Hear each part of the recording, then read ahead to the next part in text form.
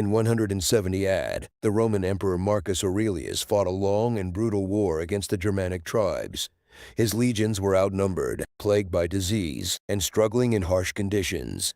One of his most famous quotes originated in this dire situation: "The universe is change. Our life is what our thoughts make it."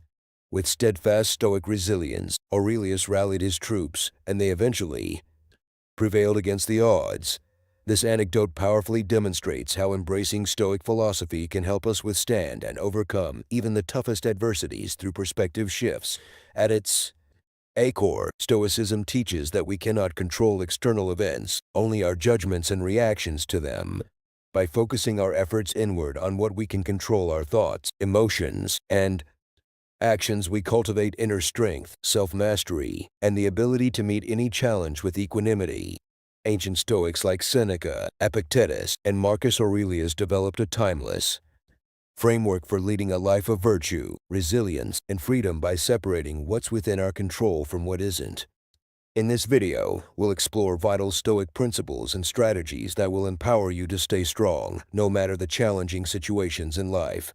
Through inspiring stories from famous exemplars and everyday life, we'll learn how to reframe our perspective on adversity, build our inner grit and self-control, accept what we can and cannot control, find meaning in growth and difficulties, and ultimately live as a wiser, more resilient version of ourselves.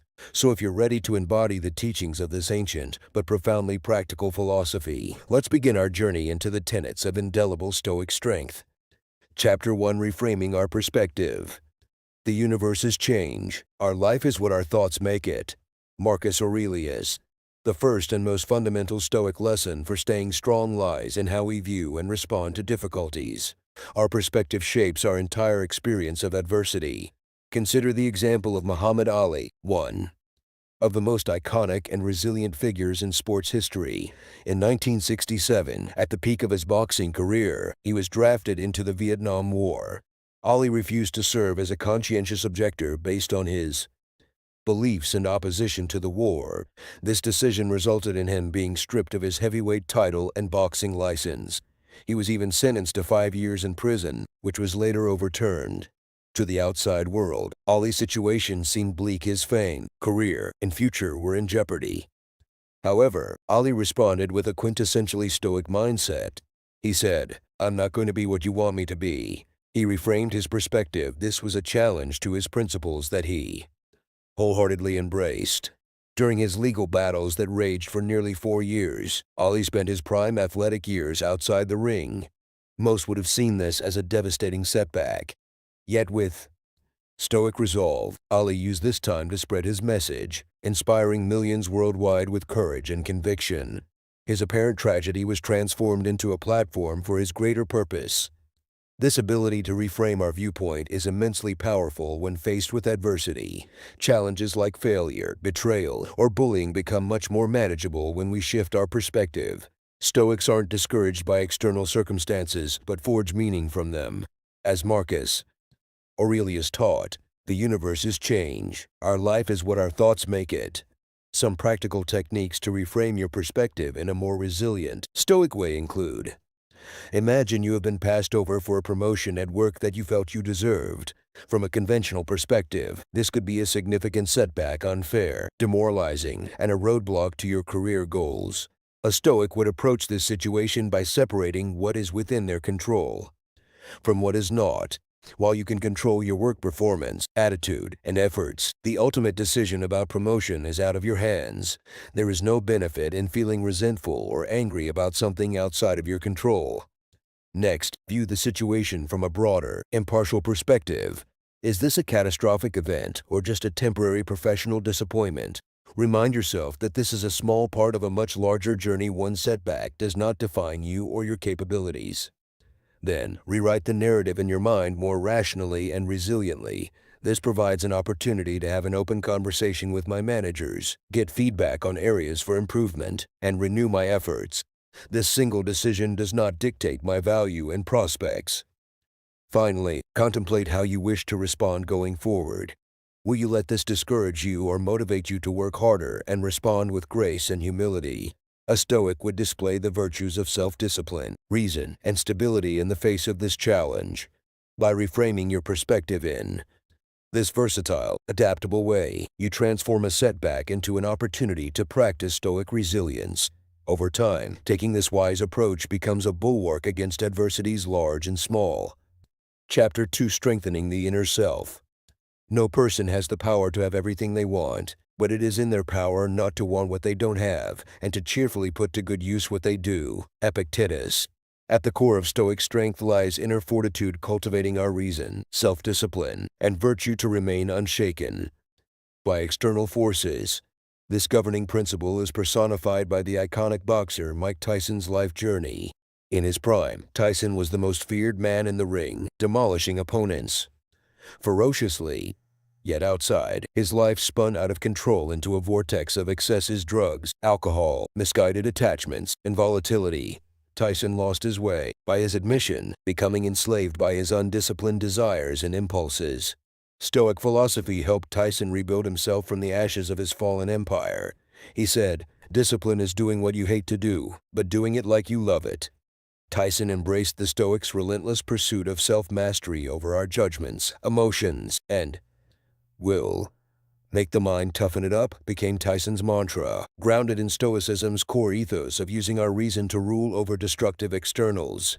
This mental fortification enabled him to shed toxic attachments, regain his discipline, and re-emerge as a more grounded, purposeful individual.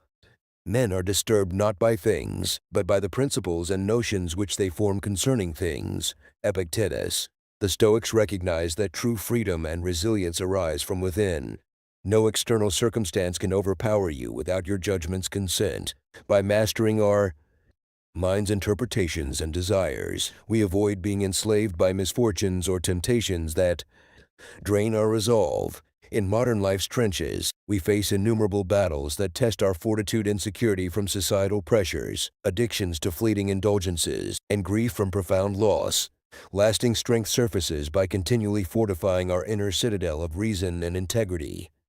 First say to yourself what you would be, and then do what you have to do. Epictetus.